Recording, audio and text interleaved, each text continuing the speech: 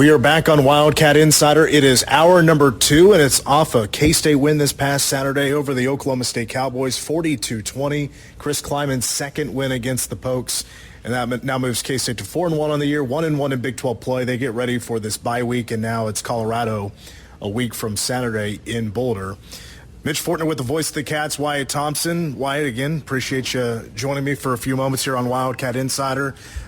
Boy, what a win that was for K-State, where they're coming off the just horrific loss, horrific performance against BYU, and they seem to get your feel about this. They really seem to turn a lot of things around and just for almost a full 60 minutes play some really solid football. I've said for a long time, being around athletics, it's all about how you respond to positivity, negativity, whatever it might be. And I think you'd have to say it wasn't perfect, but the way they responded with what happened in Provo to a week later winning 40-20 against a team like Oklahoma State tells you that, one, they had a really good week, and two, they had a pretty darn good football game.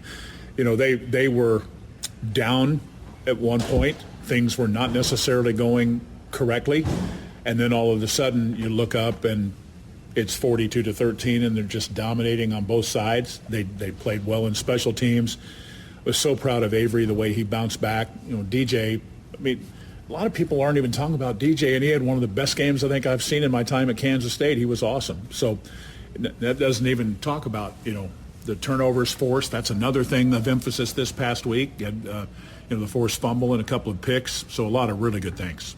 So many, but I actually want to start with Oklahoma State for a moment. Okay. Because heading into the game, the best running back from last season, Ollie Gordon, had a great game against South Dakota State, and then after that, he doesn't eclipse 50 yards. Like, what is going on with Oklahoma State's offense? What is the answer? I didn't know what was going on with him. I didn't, maybe it was a mixture of a lot of things, but he got going pretty early. And I was like, of course, he's going to get going against us. It's a home game. We're trying to bounce back. Both teams are looking to bounce back.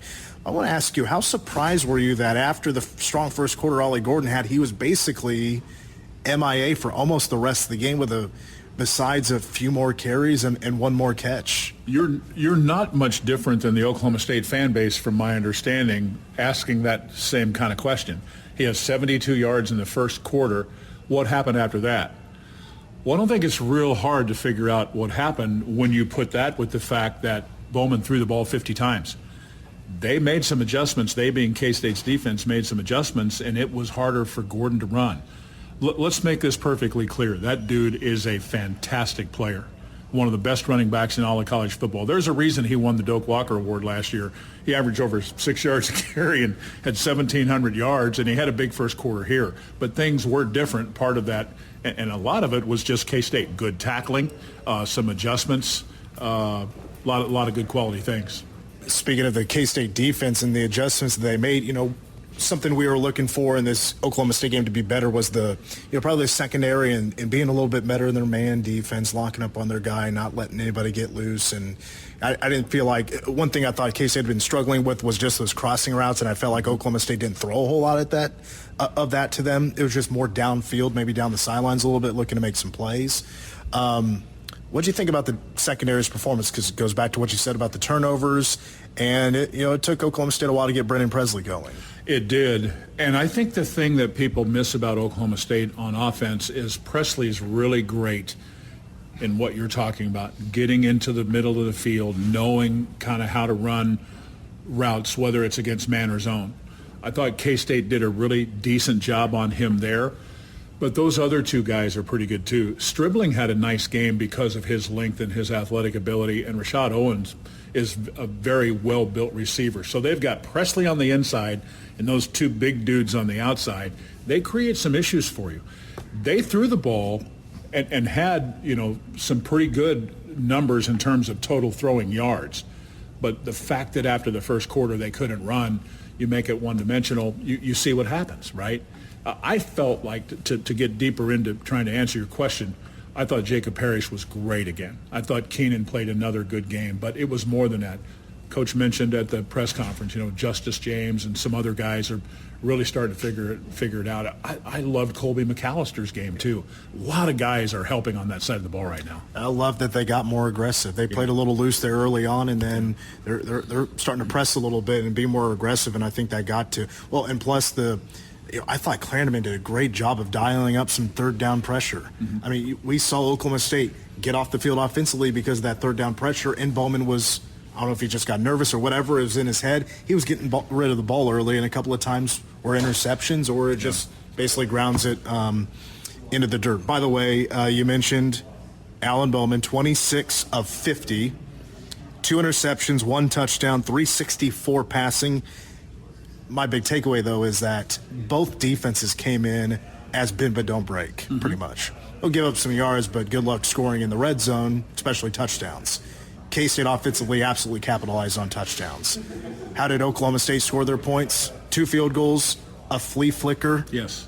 So some trickery, and then, the garbage time touchdown. So even though it's so high yardage, I give K-State's defense a pretty good grade out for how well they played. I'm with you there. Again, you have those staple kind of guys playing rock-solid football, but think about some of those other guys. I mentioned Colby McAllister. There are others, certainly, no doubt about that. I mean, even late in the game, you got a Zach Wittenberg in there making plays. That's really cool. I just felt like, let's go back to Joe Klanderman, because I think that's important. You said something there. K-State has a lot. They can be pretty complex with their defense. They have a lot of different blitz packages, haven't necessarily used a lot of those. But I thought he was very innovative in some of the things that he did on Saturday, giving Oklahoma State a little bit different look that they had seen, in K-State so far in 2024. All right, now let's go to the offense, and we can look at a whole bunch of dudes here. Let's start with Avery. Okay. Because him mixed in with the wide receivers, wanted to see more vertical passing, more downfield throwing. I saw a good sign on the first play on when you're seeing more like some bootleg routes, and Avery rolls out to his right. It wasn't the first guy he could have thrown it to. He looked a little bit further downfield and saw Ty Bowman, who I thought interesting, did start the game. And he made a perfect pass, and it was a nice size play for the first play out, and that was a touchdown drive where they had 2 fourth down conversions is what I'm trying to say. Did you see, it felt like you saw maybe an improved, a more confident Avery maybe after that interception he threw? Absolutely. I think he was better from the get-go, to be real honest with you. I saw, I'm not a real big Twitter guy, and you know that, but there was a piece that I saw on Twitter that showed like 4 plays of him just cutting it loose, right? I mean, really like zinging the football like we all know he can. And it was just so, and Coach mentioned this today at the presser, stepping into the throw, up into the pocket and making strong, tough dart-like throws. He's really, as we're learning, I think, he's continuing to evolve and grow and become more confident, but he's just so talented. I mean, he made that run to the south end zone that, let's be honest, dude, there aren't that many people that play like that in this game at this level. And that's just the truth. I thought he was terrific. And for him to do all of this and a lot of the good quality work after a mistake, after last week, says everything you need to know about the kind of kid he is, I think. Yeah. Avery finished passing 19 of 31, 259, a career high, 3 touchdowns, and the 1 interception, and that 55-yard touchdown to Jace Brown, which the defender fell down, and Jace just had to make the catch, and he did so. It was not an easy one, but he made it, and he walks into the end zone. That's the next step, right, with the wide receivers. Everybody wanted to see the wide receivers involved more. What's going on? Why are they not, why is there not more catches, more yards, more downfield throwing? I think K-State did a great job of what Oklahoma State was going to give them. You know what I had? I'd attack what this subject is all about. Think about this for a moment. Most of Jace Brown's work last year was done with Will Howard. Same with Keegan. K-State's offensive line has now played together for 5 games. Makes a difference. They were pretty good Saturday. K-State's giving up less than a sack a game. I think it's like 0.8. That's almost nothing. It ran for 300 yards. You see Avery making progress. Back to the receivers. I mean, how good was it to see Jaden Jackson be that much involved with 5 catches? I mean, there are just a lot of things that happen. Yeah, every game is different. Sometimes guys are more involved than others just based on the plan and how teams are playing you. But I just felt like that this was a game where you just kind of expanded the coverage, so to speak, that everybody had a hand in it. And that makes you feel good because they play a lot of guys. That's obvious. Yeah, up until this point, just two receivers were over 100 yards, I do believe, exactly. in Jace Brown and Keegan Johnson. You had three receivers with over 50 yards. Jane Jackson with 55, 78 for Jace Brown, and Keegan had 4 catches for 52 yards.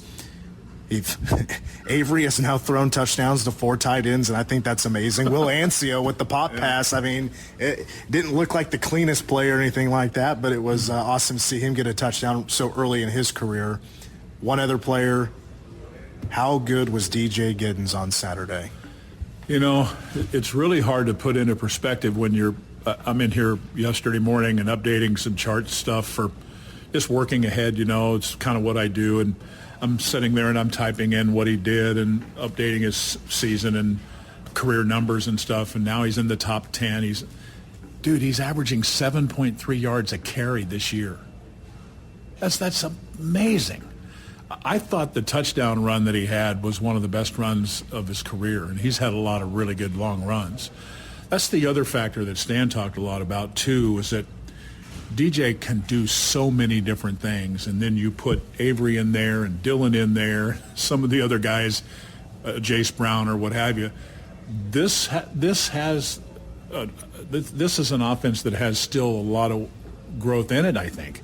And how exciting is that? You know, maybe they didn't start the way everybody wanted them to. I don't know whether everybody thought he was just going to be Peyton Manning out of the gate or what, but hey, he's going to, you know, he's getting there. And I just like the defense is playing, you know, pretty rock solid. I mean, think about, they didn't give any points to Oklahoma State in the last, 40-plus minutes of the game? Seriously? Yeah. That's pretty good work. I love the way he cuts. I love the way DJ Giddens, his vision. And by the way, like, K-State now in the rushing game is 8 plays of over 30 yards. Yeah. For those that don't know how big that is at this point of the year, there's only one team in the entire nation that has more than that, and that's Boise State, and they just run the hell out of the football. Yeah, that's what I was trying to say there a moment ago, Stan, talking about the explosive plays. And then when you add that on top of, you know, the plays that they made defensively where they finally did get some turnovers forced, it just makes such a difference in your overall game. Yeah. I think they won for a lot of reasons on Saturday, but it really felt great to see all 3 phases be a part of it, really, honestly. I just, and maybe special teams less in some ways, but keep in mind it isn't just the offensive special teams. You know, they did a pretty good job against OSU too. I was leaving the stadium, and I just caught the last segment with you and Stan. And Stan threw out a fact that I was kind of blown away about, but maybe you'll have to help me remember exactly what that was. He said something about back-to-back wins over ranked opponents at home for the first time since '95. Do I have that right? Yeah. It's been that long? Yeah, and well, first of all, this league is hard, and it's difficult to think that, well, we haven't played that many top 20, 25 type teams back-to-back very often, even in our league. But that is an amazing thing. Like you, that caught my attention when he said that, and he's got so much of that at his fingertips. It's just insane. But yeah, it's a great feeling because you saw what Arizona did the other night, right? They won at Utah. Yeah. So kind of makes you look at that a little bit differently now too. All right, as we wrap up, is there any preliminary thoughts on Colorado? I'm sure you've looked at them a little bit. Maybe, I don't know if you got to watch any of that UCF game, but honestly, Colorado is looking pretty impressive. Well, they are. They're just jaw-dropping in a couple of 2 or 3 spots, just talent-wise. Shedeur Sanders is off the charts, completing 70% of his passes. He's thrown over 100 touchdown passes in 4 years, man. That's crazy. Hunter's one of the best two-way guys, if probably the best two-way guy in college football, not only this year but for quite a while. So there'll be a challenge. What scares you is that they ran the ball a little bit at UCF. They had not been doing that. With the way they can spin it around, and if they throw it some, then they are even harder. and it'll be difficult because it's in Boulder, and that place will be hopping at 9:15 at night. So enjoy a couple of days this weekend, but you got to be thinking, right, and getting ready for back-to-back hard road games, because you got Boulder and Morgantown after this bye week, and that's a big stretch. If you can get through that, everybody's going to be thinking, hey, we got a shot at Arlington. That's all. That's what you play for. Yeah, and by the way, Boulder at Colorado now at 9:15 kickoff. So you told me when you got back from BYU that was you just went straight to work afterwards. So I guess now you're kind of getting used to this schedule. You're going to probably do the same thing. Well, like Coach said, when they added those 4 corner schools, you knew there were going to be some later games, and that's just kind of the nature of the beast. It's just kind of what it's going to be. You got all those mountain times, and you got Morgantown in the Eastern time zone, and it's just you're going to have some of that. And we're going to go from a 9:15 start. You watch. I'll bet you $100 we play at 11 a.m. the following week in Morgantown. You want to? I'm not. I can't bet you, but I think you're right. But it's probably going to happen, right? Yeah. So it's like Coach Kleiman said. You just deal with it. You have no choice. You're going to have to deal with it. All right, Wyatt. We'll take. Hope you get some rest and watch some football on Saturday with the bye week, just like hopefully I'm going to be able to as well. And always appreciate your time. Absolutely. Great talking to you, and I'm definitely going to watch a little football Saturday for sure. That's the voice of the Wildcats, Wyatt Thompson. Let's go ahead and take our next break. More Wildcat Insider next on KMAN. You're listening to Wildcat Insider.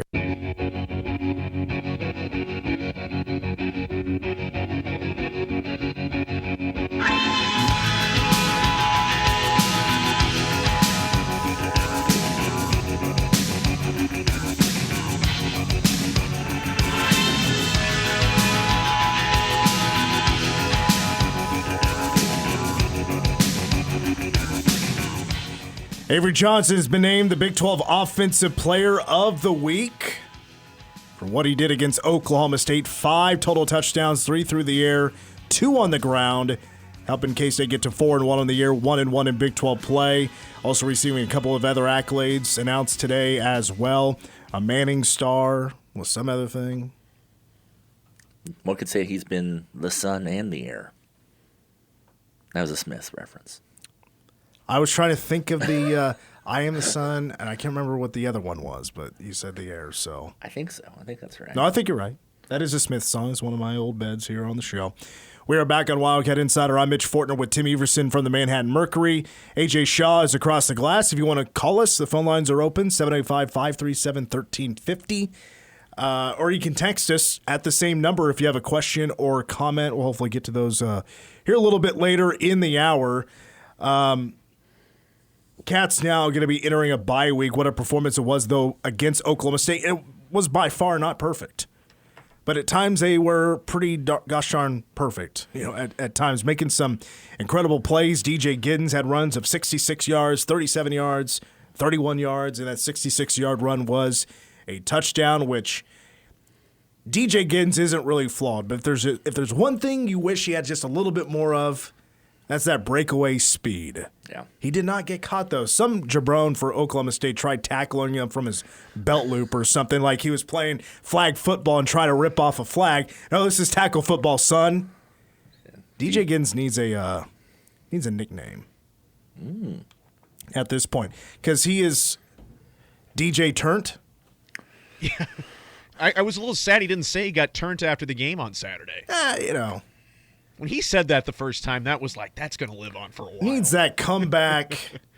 Well, I was nobody on the TV broadcast or anything have ever, after that game, I don't remember one time, nobody ever has said turn or anything. In conversation, Wyatt and I, laughed about it a few times, but no, in a major setting like that, nobody has said turn yet. So I thought about going into the TV booth and telling old Bob with shoes, and hey, if you really want to get the K-State fans going, mention on a DJ run, he's getting turned. And I could hear it. Turned. I could hear Bob with shoes and saying, DJ Giddens getting turned, especially on that 66-yard run. I mean, you can do something with how quiet he is, like the silent assassin or something. It just doesn't feel original enough, though, is my problem. I don't know. We got to think on it. Maybe something about a Blue Jay, maybe. I don't know. It's out there. There's a good one out there. 537-1350. Do you have a good nickname for DJ Giddens? Let us know. 537-1350. Tack on a 785 in front of that. The Turnt Blue Jay. No, there's better. But I appreciate the effort. I think Turnt is, you got to go in some direction with that, right? That's what I was thinking, like DJ Turnt. Yeah. I mean, sure. I don't know. We'll figure it out. But the thing is, he wasn't Turnt, though. Everyone else was Turnt, and I guess he said that made him. He said he even got a little Turnt. Then I followed up and said, "What does DJ Giddens Turnt mean? What does that look like?" He says, "I smiled a little bit." That's great. All right, let's. Anything else that stands out to you as we head into the bye week? Because like I said, it wasn't a perfect game by any means, but they won 42-20. Right. They kicked Oklahoma State's backside for almost the whole game, with the exception. There was 3 offensive series there where they just didn't really have anything going. There was a number of 3-and-outs, but K-State still put up almost, again, as I look at the numbers here, almost 600 yards of total offense. Well, 559. They were on their way to 600. I think that more than anything, especially for how much grief we've given them this season, and earned, rightfully so. I'm not saying that they didn't deserve it. I just want to talk about just how great of a game the wide receivers had. Coming in to Saturday, all wide receivers on the roster, every single one, were averaging around 9 catches a game for 95 yards, no touchdowns. On Saturday, 204 yards for 14 catches between Jace Brown, Keegan Johnson, Jaden Jackson, and Ty Bowman. It's pretty good. We got did we get a DJ Giddens nickname? Getting it on Giddens from Todd? What am I missing here, Tim? There's maybe some entendre that you don't want to have. Getting it on. That's a tongue twister. Getting on. Getting on. I felt like that's like getting while the getting's good or something like that. Well, I mean, sure. That is a PG way to look at it. Absolutely. You can't tell me the real reason or the real meaning. I just think that getting it on is a euphemism for a certain act. Well, I understand that. Yes, yeah. But I'm trying to get I just feel like it's the alliteration. It's like, well, the 2 G's. The alliteration is good. The alliteration is good. Okay. Well, if anybody else has a nickname for DJ Giddens, 785-537-1350, you can text us, you can call us. I'm down with either way. I'm with you. To me, and Chris Kleiman talked about this earlier, it's about, every bye week is typically the same. It's about, just kind of working now with the younger guys and getting them more practice reps and, now starting to really develop the depth. And, these guys that could potentially see the field this year, will that opportunity become more of a possibility as the season grows on? It's kind of a boring way to look at how K-State's operating the off week, but, also trying to get some guys healthy.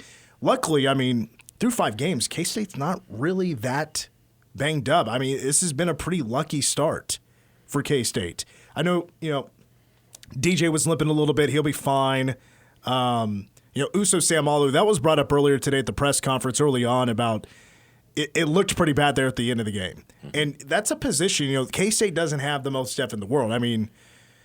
Asher Tomaszewski, who's super young, might have to now step in and be a second-string nose guard behind Damian Ilalio, but coach was like, well, it actually wasn't really that bad. It was a lot better than what we thought it was. It looked bad. Yeah. I thought he had tore his knee up. The way he was selling it and coming off the field, I thought he was in big trouble. Do we have Todd back from Manhattan? All right, Todd, what's up? What's your nickname for DJ Giddens? Couple. Start with the Turfinator. Okay. The Turfinator. I like it. And the second one, going with his last name, something like Giddens Going Gone. Giddens Going Gone. So you can really get me tripped up on those nicknames with all the G's in it, and I don't think they're too bad though. I like Giddens going on. That's like he breaks away. Giddens 30, 20. Giddens going gone. I like it. I like both. All right. All right. Thanks, Todd. Cool. Appreciate it. It's Todd with his nicknames. Do we have another one that's popped up? I can't read it that far away. You just tell us. All right, then I'll read it. Damage justified Giddens. DJG. I'm trying to damage justified Giddens. Again, I don't know if there's references that I'm just not getting. I mean, I understand what they're doing. They're doing DJ. See, the best nickname, in my opinion, is Austin Romaine Lettuce by the one and only Shaw. That was the best nickname. But that one just kind of has to come to you. You know what I mean? It was a pretty easy nickname. But yeah, this is a tough one. And I get the initials there, DJG. Yeah. Damage just maybe there's something else we can with justified. the DJ. That's a good point. I think we need to ask because the machine came from the locker room for Austin Moore. Yeah. So maybe we need to ask some players and see what. Well, I've heard once upon a time a few of the behind the scenes nicknames for some of the players, and they definitely weren't family friendly for the radio. So you got to be careful with some of those locker room nicknames. They're pretty funny, actually. Some of the ones I heard, I won't repeat them because obviously, I was just kind of spectating as it wasn't on the record or anything, so I can't repeat them. But there were some really good ones. Got another text that just came in. I went to the OSU game, and the one thing I couldn't believe is how many solo single second level tackles OSU made from their linebackers and safeties. There must have been at least a dozen of those, and had they missed any one of them, KSU would have had likely sure touchdowns. I think there was actually a couple that Dylan Edwards got, shoestring, big toe tackles that if somehow that connection just wasn't made, Dylan probably has 2 touchdowns. And they're breakaways for long runs, and he just got tripped up on a couple of those plays. I was impressed by KSU's run game, and I'm a Mizzou fan that lives in the area. Well, shout out to a Mizzou fan in the area. I'm sure you loved watching KU lose to TCU at Arrowhead Stadium. No, K-State was pretty close to breaking over a couple of those runs if it wasn't for those tackles where one man needed to make a tackle. And it's not necessarily the bad thing that the guys in the secondaries are having to make a lot of those tackles. But anyway, where was I before the DJ Giddens nickname stuff? But the bye week, Uso should not be out crazy long. I'm telling you, for him, the bye week was perfect timing. Mm-hmm. I said before the season, I liked the layout for K-State's schedule. 5 games, you're off. You play 4 more, you're off until you play your final 3. I think the only thing better than that is if you were to go 4-4-4. Yeah, it worked out really nicely. And then having one of those games on a Friday, and so you get a little bit of a longer week there earlier, obviously, in the season, the Arizona game. It works out super nicely. They haven't always had 2 bye weeks, though. Is that new? Is that a new? No, yeah, this is... I want to say back in the day there used to be maybe 2 bye weeks in a season, but for a long time it's been just 1. But yeah, this is a 2 bye weeks now. I selfishly enjoy it because I get a Saturday off to watch college football and do other things. So I'm a fan. Well, the only thing that stinks is that we got more nicknames rolling in. The only thing that stinks is that K-State isn't. This past home game against Oklahoma State is their only one in a month. If you go from end of the Arizona game until K-State plays, KU, I think is the next home game, you're talking about 4 or 5 weeks or something like that with only one home game in there. All right, more nicknames thrown in. Okay, so Avery is Sunshine, S-O-N, Shine. DJ is Thunder, and Dylan Edwards, Lightning. Yeah, that's just pretty straightforward. I think they've pretty roundly shut down the Sunshine thing. Then some media members tried to get that started. Well, I didn't like season. it. I didn't like it. I kind of ran with it a little bit because of the Pop-Tarts Bowl. The only time I ran with it was because of that, and it was in the Sunshine State. That's it. Yeah. It's referenced to Member of the Titans, Right. and Sunshine in that movie was trash. Yeah. He was a bad player. A liability. Avery Johnson is not a trash player. He's not a liability. He's pretty good. So let's not make references to movies and players that weren't. The movie was great. The player, which by the way wasn't Ryan Reynolds, like a famous actor. Is that who it was? No, he was Sunshine was the quarterback that comes in.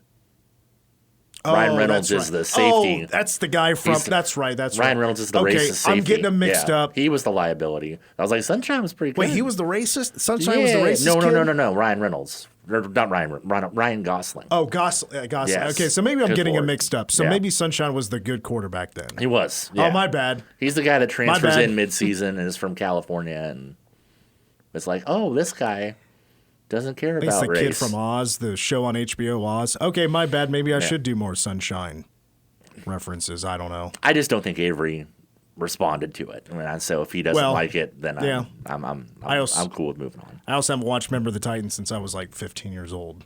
So I'm sure it's a movie that still stands up. It's pretty good. Denzel. Any other thoughts on the bye week? That's really it. I mean, K-State's. We found out Braden Lofton, he's healthy, or he's going to be hopefully healthy by the time the Colorado game comes up, so only missing him for one game, but it's not like K-State doesn't have three other tight ends that can go catch some touchdowns. That has been proven now. Yeah. Yeah. I mean, I'm just, my worry is just the consistency. Is K-State really now, the kinks are out, they're more comfortable, more confident on both sides of the football? That going into Boulder, they'll have a much better chance of winning because this is a bigger game now. I just need to see it on the road. They have performed extremely well at home.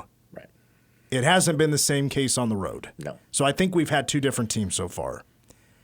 It's about now, can they take the show on the road and be successful?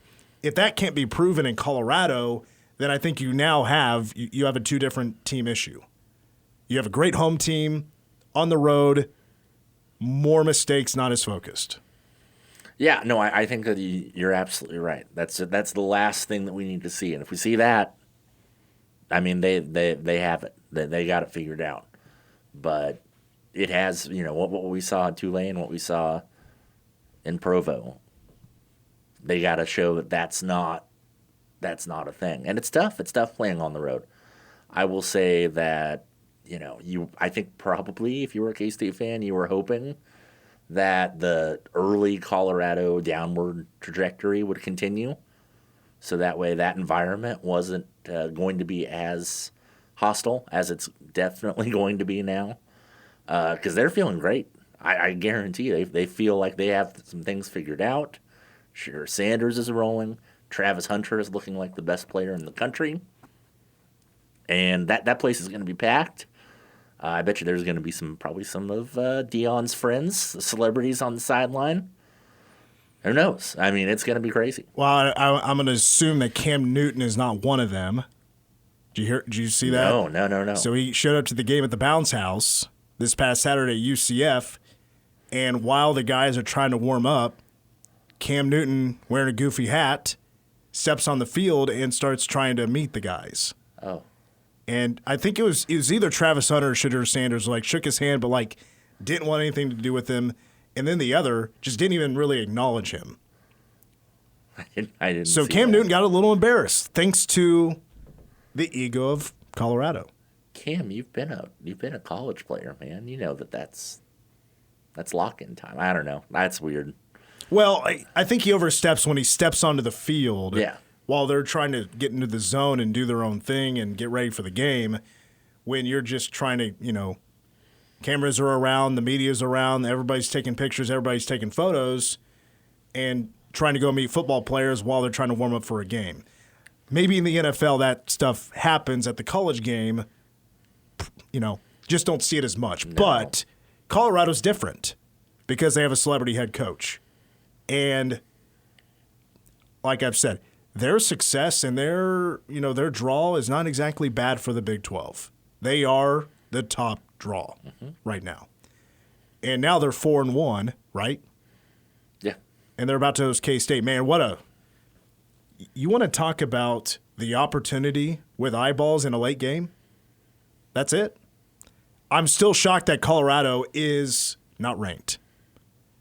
At least more votes. Like, they are bottom of the list when it comes to receiving votes after an incredible performance, an impressive performance against UCF, who was undefeated, who had run the ball super well. They just have a quarterback issue, which is not exactly, I say, just. That's not just a just thing. You wonder, and this shouldn't happen if you're an AP voter. You kind of have a responsibility to educate yourself.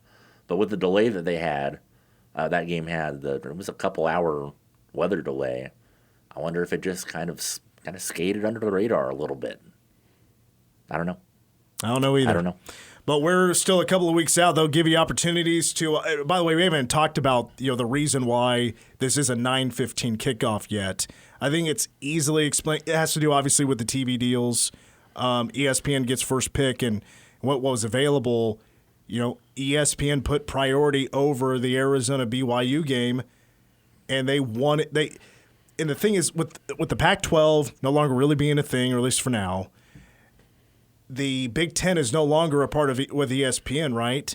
So the Big 12 is probably every week going to be playing that Big 12 After Dark slot.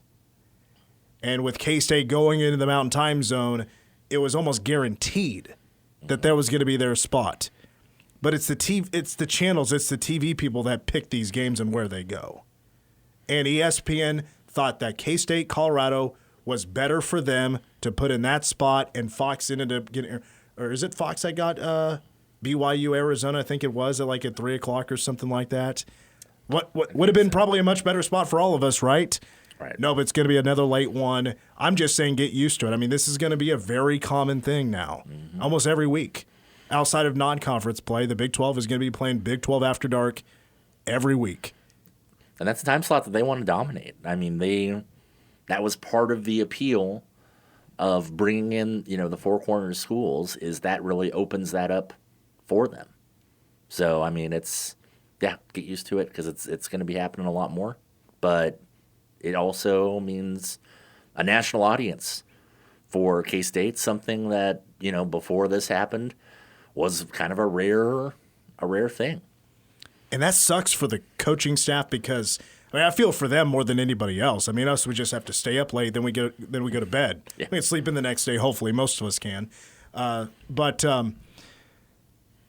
the coach, I mean, they fly back, and it's 4:30, 5 in the morning, and then most of them are just like, hey, let's get a 2-hour nap in, and we got to get back to work. It's much more rough on those guys and the players who may get the day off, but they still have their things to do, and it's much more harder than them. But luckily, this will be the last one, because there's no more for K-State this year, Mountain Time Zone or anything like that, because they're not playing at Arizona State and not playing Utah. But watch it be an 11 a.m. game for West Virginia. Let's take a break. Let's wrap up Wildcat Insider when we come back, looking at this week in the Big 12 with the Cats off for a bye. Next on Wildcat Insider. You're listening to Wildcat Insider.